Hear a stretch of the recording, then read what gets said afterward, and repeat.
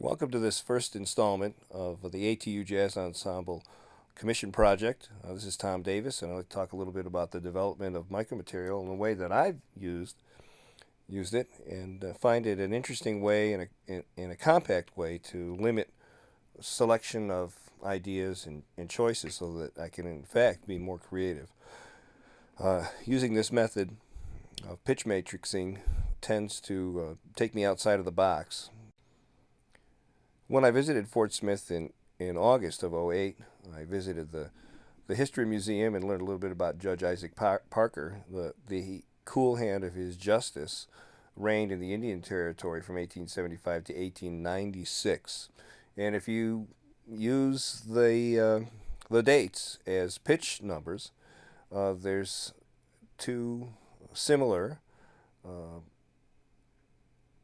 motifs, interval motifs that can be drawn from that. And if you remove the duplicated ones or eights, and in this case I added a flat 7 for interest, because it probably could be used in a blues kind of way. Then I created a prime series of pitches, C, B, G, B flat, D, A, which the interval structure is a half step, and a major third, and then up a minor triad, down a fourth. We can invert that, and that creates the left-hand column of matrix that we're soon to grow by transposing the prime series to each interval of the inversion of prime. Then we can fill in this grid and create a pitch series matrix that's derived from 8, 1, 8, 7, 5, 1, 8, 9, 6, the inclusive dates of his influence in the area of justice, the Indian Territory. Now, again, this is a way of limiting material and distancing yourself from a melody that might beg to be developed in a more traditional way, and it's a way of removing yourself from the piece for a moment and examining a set of intervals created out of a new world of logic, a new type of relationship that we might not have created before. And the idea would be to have this music seem to come from someplace else, to have it seem new and feel new because of this relationship, and then to recognize those things that are inherent in jazz and apply them to the ideas and to the piece. Another way to look at this matrix is to look at the diagonals. C is an important note, obviously, from left to bottom right, and from bottom left to top right, there's E flat and A tritone, which could be an important motif or idea in the piece. Again, when we unravel this matrix, the first thing that we would do is take a look at all the prime rows from top to bottom.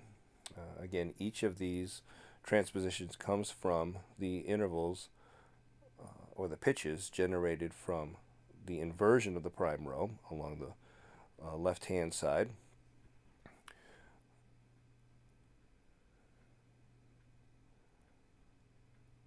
Each one of these allows us an opportunity to limit ourselves in the selection of ideas and materials.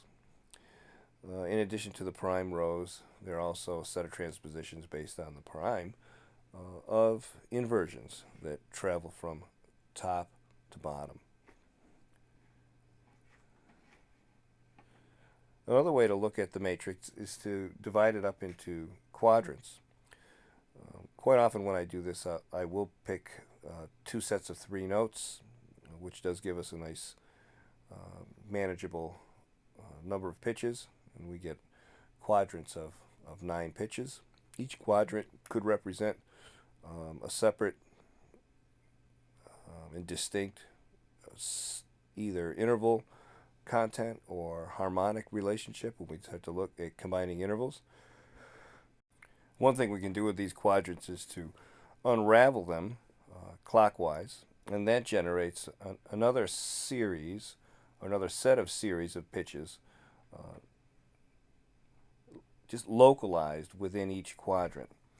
Uh, Again, that may give us four distinct color groups that we could use in the in the piece when we develop it. The other thing that's interesting about each quadrant is that there is a central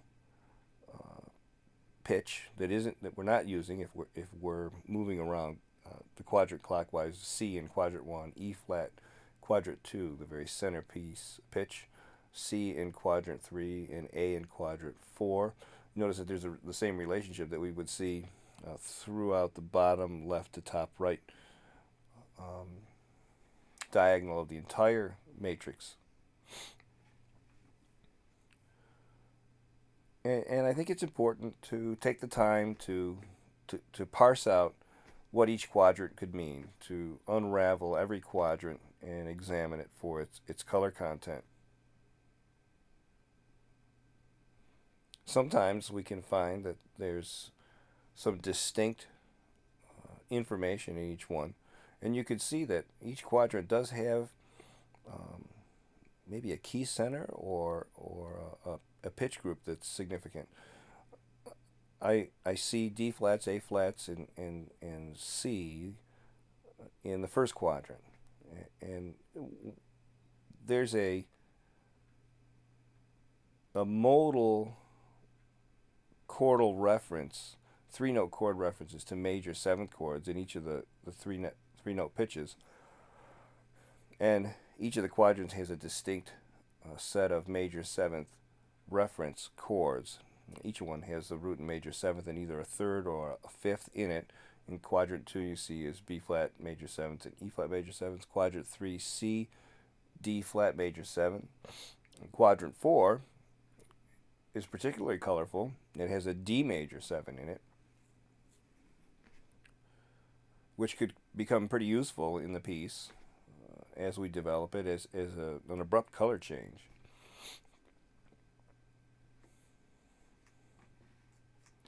Another thing to do with the piece is to unravel, or the matrix is to unravel it from the inside out.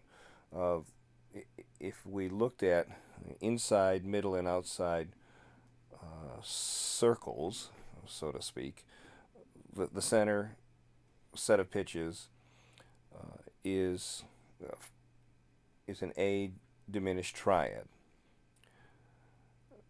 The middle series is pretty interesting in that it has this duality of an A flat minor. You'll see A flat, C flat, and E flat, but there's also a C in that four note pitch set, which could provide some really interesting color. In each of those four note groups, E flat down, C across the bottom, and A from top to bottom, they each represent a minor with a major third triad.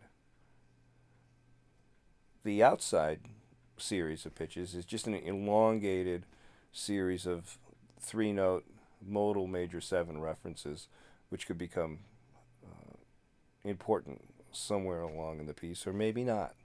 But it is good to take a look at what this matrix can represent overall.